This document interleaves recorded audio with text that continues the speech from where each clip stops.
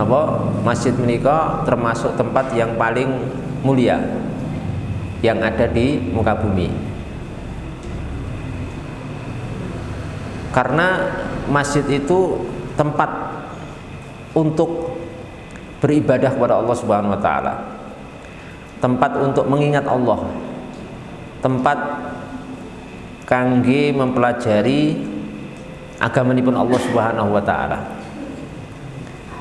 Awit menika masjid menjadi sebuah tempat yang paling mulia di atas muka bumi, dan tidak ada tempat di muka bumi ini yang lebih mulia dari napa? Masjid. Oleh karena itu Nabi Muhammad sallallahu alaihi wasallam sampun ngendika wonten hadisipun,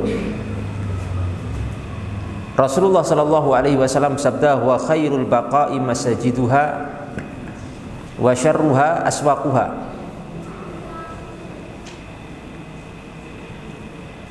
Wa khairul baqa', sebaik-baik tempat di satu negeri, termasuk negara kula panjenengan nika.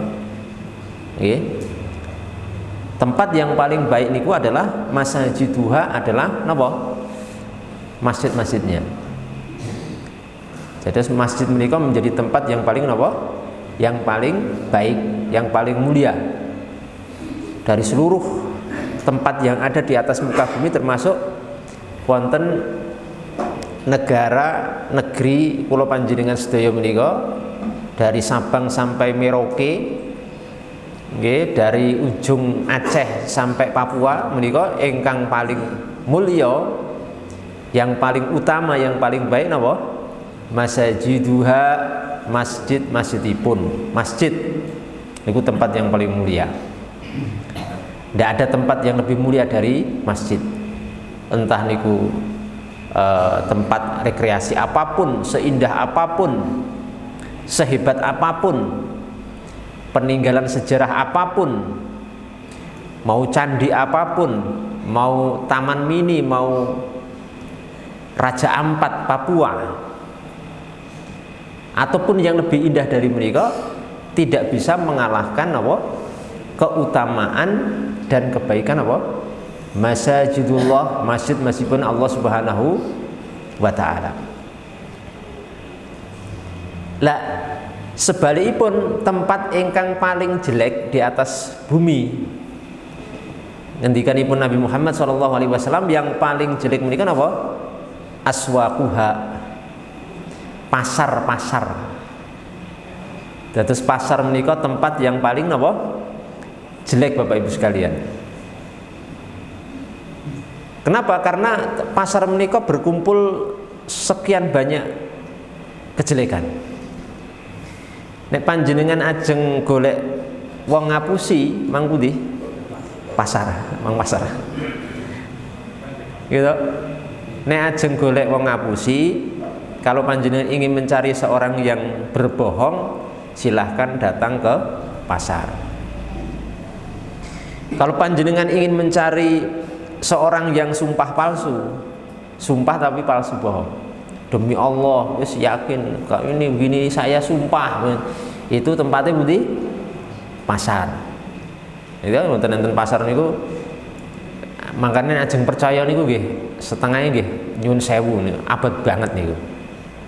Jadi tiang pasar ajeng ngomong sesuatu kaya meyakinkan bagaimanapun itu, untuk kita percaya niku nggih berat. Masalahipun nggih memang tempatnya seperti itu. Kita tidak mengatakan semua pedagang yang ada di pasar seperti itu, mboten nggih. Tapi yang mendominasi rata-rata memang seperti itu. Termasuk kula menika banyak cerita dan banyak mengalami langsung kejadian-kejadian yang membuat kita kecewa. Karena nyuwun pangapunten, kita alhamdulillah niku termasuk biasa jujur, Pak. Biasa jujur, baik dari sisi kita sebagai pembeli maupun penjual. Kula ngeten iki nggih pernah dodolan, pernah. Ya, terus menjadi pembeli jelas. Sehingga kita niku merasa sangat kecewa. Kadang begitu luar biasanya kejadian dan kondisi di pasar menika, penuh dengan sumpah palsu, penuh dengan kebohongan, ketidakjujuran, kemudian napa? Mencuri timbangan. Mencuri napa? Timbangan. Jadi misalkan penjual menika menimbang pinten nimbangi, misalnya kula jenengan membeli sesuatu 5 kilo. Beras 5 kilo. Niku aslinya timbangan niku tidak persis pinten 5 kilo. Nek kula jenengan membeli timbangan niku dikurangi, Pak. Aslinya niku tidak persis 5 kilo, tapi 5 kilo kurang. Nek pas kula napa? Kula panjenengan posisinya napa membeli. Tapi menawi kula panjenengan pas menjual, jenengan ajeng adol napa? Ketan, ajeng adol beras, ajeng adol napa? Nemule. Pokoknya seniku. Tapi nek saat kula jenengan ajeng menjual niku, mengke sing nimbang niku enten pasar niku napa? Diluwi.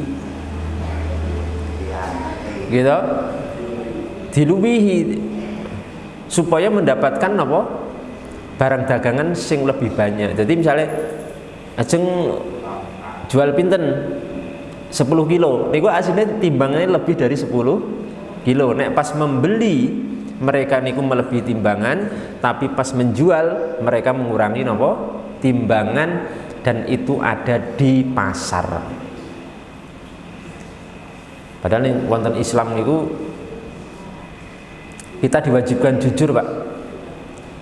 Jujur niku mboten sunah nggih, tapi napa? Wajib. Ampun salah paham, jujur niku sunah, mboten, jujur niku wajib. Lawane jujur niku bohong niku dosa besar. Jujur niku wajib. Wonten Islam niku dipun ajaraken Kanjeng Nabi Muhammad sallallahu alaihi wasallam, menawi kula panjenengan kita semua niku menimbang niku malah disuruh untuk dilebihkan. Jadi misalnya saya penjual beras, misalnya pun penjual beras nopo ayam, daging ini nopo segala macam. Saya penjual, enten membeli sesuatu dari saya gitu. Misalnya pun 5 kilo beras. Niku ketika menimbang niku paling minimal standar selamat niku pas 5 kilo. Tapi yang disunahkan nek saged niku diangeti, bahasa niku jenengan niku diangeti, dilebihkan sedikit, Pak. Dalam hadis Nabi Muhammad sallallahu alaihi wasallam niku napa? Zin warjah, timbanglah dan beratkan sedikit. Untuk mengantisipasi mbok menawi timbangan kula panjenengan menika kurang, mungkin hari kiamat rezeki ingkang panjenengan terima dari timbangan yang kurang dari pembeli niku akan menjadi bara api kelak di hari kiamat dan harus dipertanggungjawabkan di hadapan Allah Subhanahu wa taala, karena menika termasuk kezaliman. Misalkan panjenengan sehari melayani 100 pembeli, panjenengan hitung piyambak niku berapa dosa kezaliman yang harus dipertanggungjawabkan nanti setelah kita wafat. Niku baru sehari, dan setahun manghitung dhewe. Nek kula ogah gitu kowe. Wis manghitung dhewe pokoke wis akeh mare niku. Ora ya ora nggo kalkulator. Ya niku dados wong Islam niku ngatos-atos, Pak. Lah susah niku sakniku mencari pembeli, mencari pedagang yang jujur seperti itu sangat langka sekali. Kalau kula panjenengan jujur nggih, niku sangat langka sekali. Makanya tidak berlebihan Kak niki sing ngendika sinten? Nabi Muhammad sallallahu alaihi wasallam, wa khairul baqa napa? Aswaquha. Dan sejelek-jelek tempat di muka bumi ini memang pasar.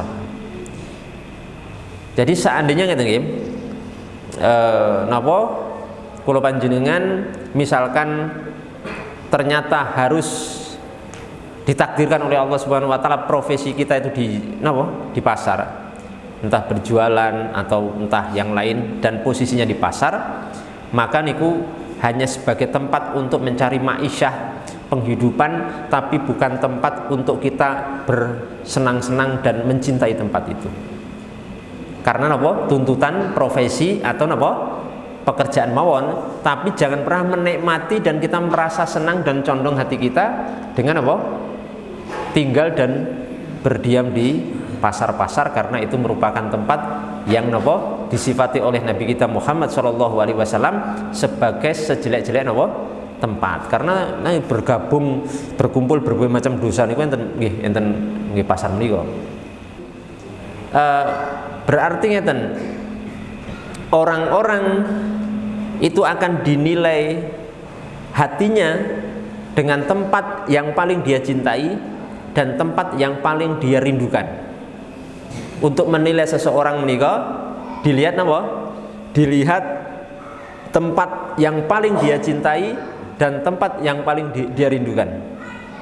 Menawi kula panjenengan niku hati kita niku senantiasa cinta kepada masjid, gitu, rindu kepada masjid dan merasa nyaman dan tenang di masjid, insya Allah hampir bisa dipastikan bahwa hati kula panjenengan adalah hati-hati yang bersih, hati-hati yang baik, hati-hati yang merupakan pilihan Allah Subhanahu wa taala.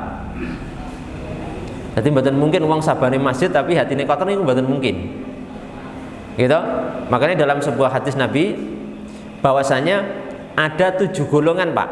Enten 7 golongan yang nanti akan dinaungi oleh arsy Allah Subhanahu wa taala di hari kiamat, di mana tidak ada naungan kecuali naungan dari Allah Subhanahu wa taala. Karena mangkenen hari kiamat menika matahari niku didekatkan kepada umat manusia dengan jarak 1 mil.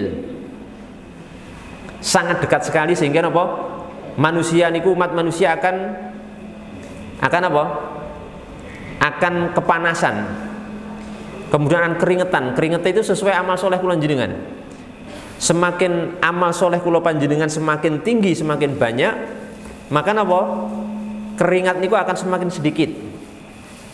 Semakin sedikit amal soleh kula panjenengan, kita juga akan semakin banyak berkeringat dan nanti akan ditenggelamkan oleh, sampai maksimalnya ditenggelamkan oleh keringat kita sendiri. Jadi enten sing sak telapak kaki, enten sebetis, enten sepaha, enten pusar sampai dada, sampai leher, bahkan enten sing tenggelam dengan keringatnya sendiri. 1 mil, Pak, matahari 1 mil. Padahal saat ini panasnya seperti ini mawon itu sudah berjuta-juta mil. Niku 1 mil didekatkan oleh Allah Subhanahu wa taala.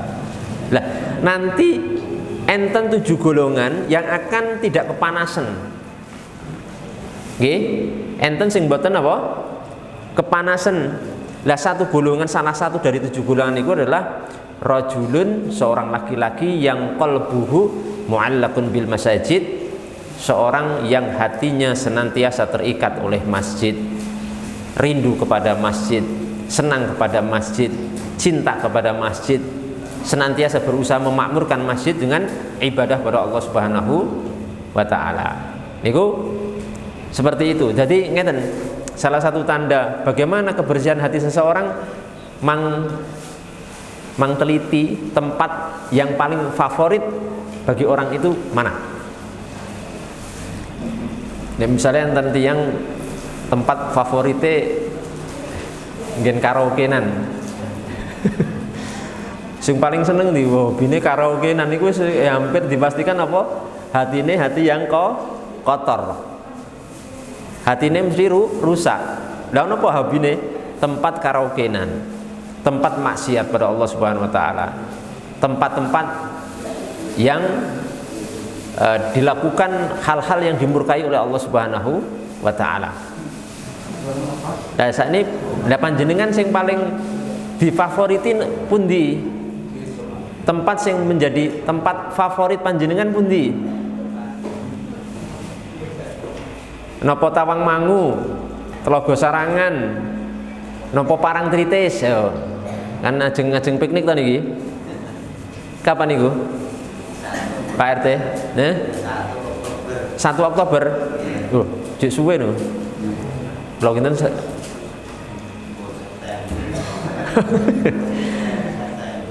ajeng piknik teng Parangtritis misalnya. Jajan itu tempat terfavorit panjenengan.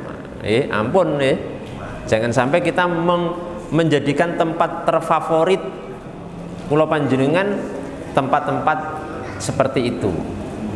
Ya tidak masalah sih, senang teng parang itu tidak masalah. Tapi jangan sampai menjadi tempat yang terfavorit, tempat yang paling baik.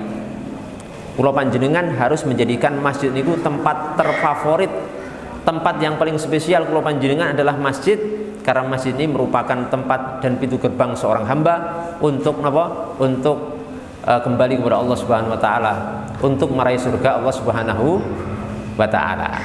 Terus niku seperti itu nggih, menilai bagaimana tempat itu akan menunjukkan hati. Tempat itu punya hubungan kalian apa? Hati. Wis mangcek mawon, seseorang yang senantiasa menjadikan satu tempat itu menunjukkan hatinya seperti apa.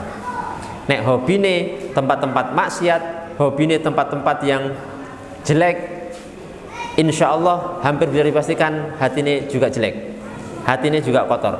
Tapi kalau seorang favoritnya tempat niku adalah masjid Allah Subhanahu wa taala, hampir bisa dipastikan bahwa orang itu seorang yang bersih hatinya dan diberikan cahaya oleh Allah Subhanahu wa taala. Dados mugi-mugi Bapak Ibu sekalian, jamaah enten mriki sedaya digolongkan oleh Allah Subhanahu wa taala orang-orang kaum muslimin wal muslimah yang hatinya senantiasa terikat dan mencintai masjidullah, masjid-masjid Allah Subhanahu wa taala, sehingga niku menjadi tanda napa kula panjenengan adalah alamat daripada ahli surga.